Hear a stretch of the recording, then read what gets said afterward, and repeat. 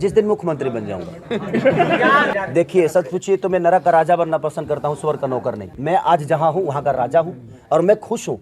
आप लोगों को मैं देखिए पॉलिटिकल ये मंच नहीं है, हमारा सिनेमा का मंच है, लेकिन मैं इतना ही बताना चाहता हूं कि जब तक आप किसी दूसरे के लिए काम करिएगा ना, तब तक आप अपने जीवन में ना अपने लिए कुछ कर पाइएगा और ना ही अपने बच्चों के लिए।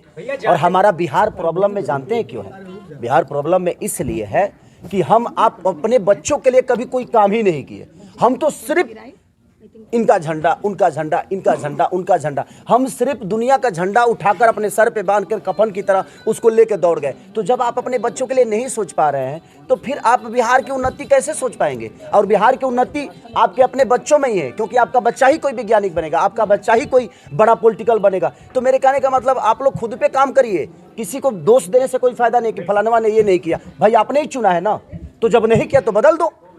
लोगों को लगता है खेसारी ब्लॉगरेटी है, भोजपुरी ब्लॉगरेटी है। अरे देखो तो सही यार, बिना देखे ही सब बोलते हैं एक दूसरे को सुन के, क्या ये गंदा है, ये गंदा है। हर चीज गंदा नहीं है। अगर यहाँ पे खेसारी पैदा होता है तो भिखारी ठाकुर भी यही पैदा हुए।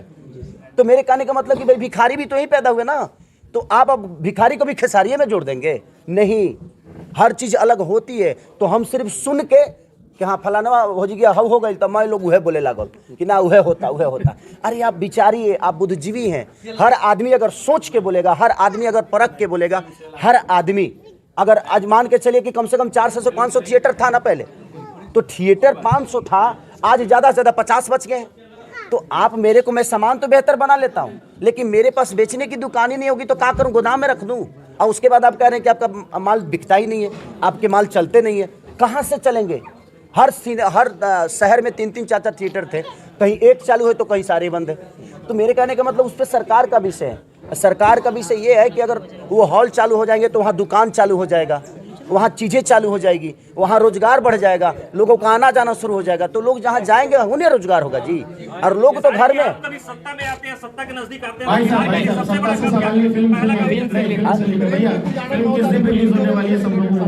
सत्ता में आऊंगा तो सबसे पहले कम से कम 5000 थिएटर खुलवा दूंगा मैं।